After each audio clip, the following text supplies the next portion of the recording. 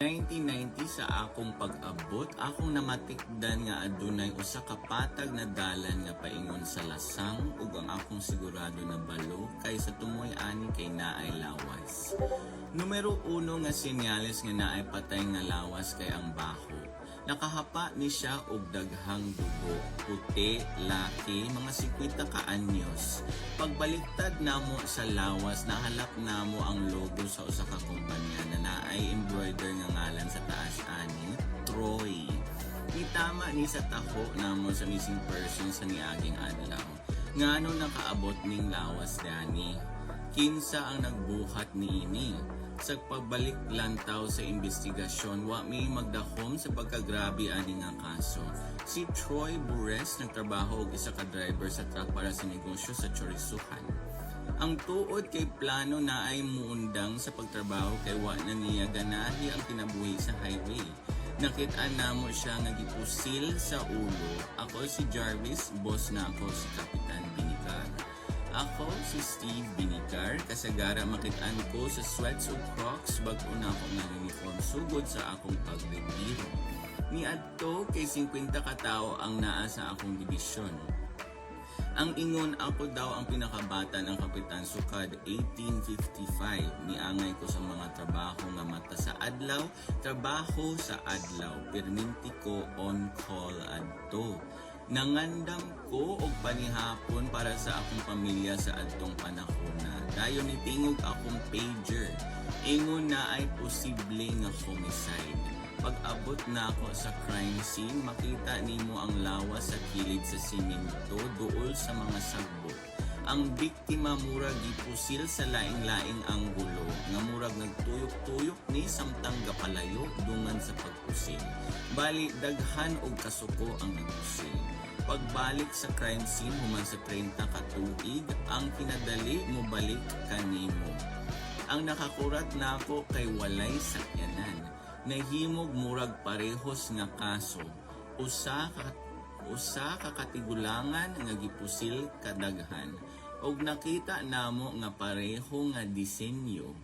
7 ka igo, busa makaingon ta nga suko na pagpatay. Ang iya ngalan kay Charles Humphreys.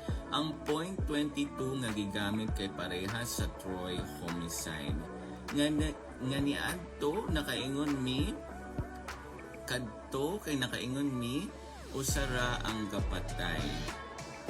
Ngadto pag-ingon sa .22 ang gigamit, nakaingon mi na usa ra gyud ang gapatay. Si Charles Humphreys kay usa ka 56 nga daan nga AK sa pulisya sa Alabama. Gikuha nila ang usa ka tawo nga dako og kalipay sa iyang kinabuhi ug trabaho ug dako nga parte sa akong kinabuhi. Namatikdan namo ang parehos nga kaso sa Citrus County si David Spears ug pareho na kaso sa Pasco County si John Doe. Ang mga biktima puros middle-aged nga puti nga nag-inusara og biyahe sa Central Florida highways. Unom ka bulan bago sa pagpatay ni David Spears kay ang pagpatay kay Richard Mallory. Nakitaan siya sa Volusia County, iyang mga gamit kay gikawat. Ang lingkuranan sa driver's seat nakabira sa pinakatungod. Walay ga-drive og layo nga nakabira ang lingkuranan og ingana kapiot. Peter Sims sa 1990 among gikumpirma ang ngalan sa duha ka bayi nga mibiya sa lokasyon nga wala pa intawon ni narito. Among gikumpirma ang ngalan sa duha ka bayi nga mibiya sa lokasyon ug nawala sa usa ka simbahan sa Kakahuyan.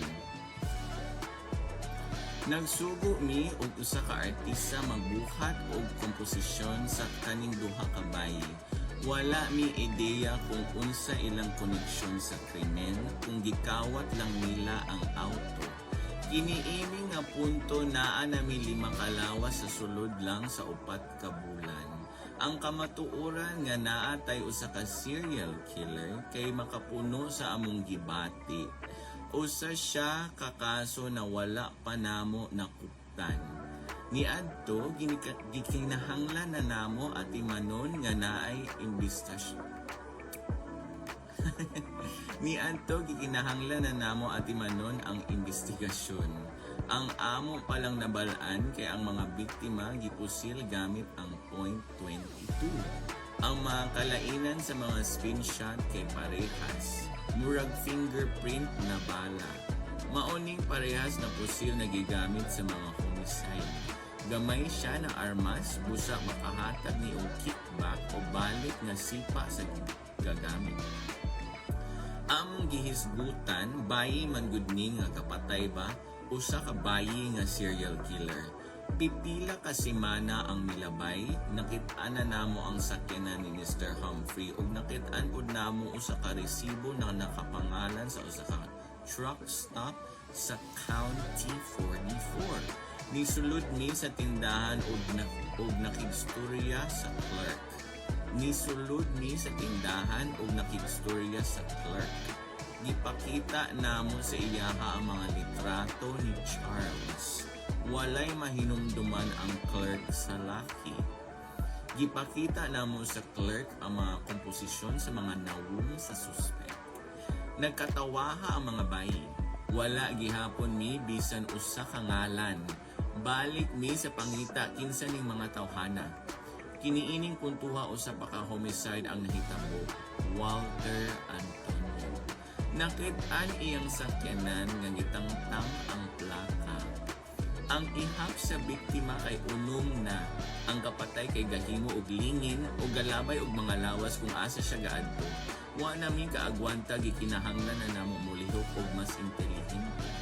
Nagsugod ni og tawag sa media aron naa sila ay mabalita. Pagdungog nila sa balita, diretso nila nabalong na usa ni kabalita.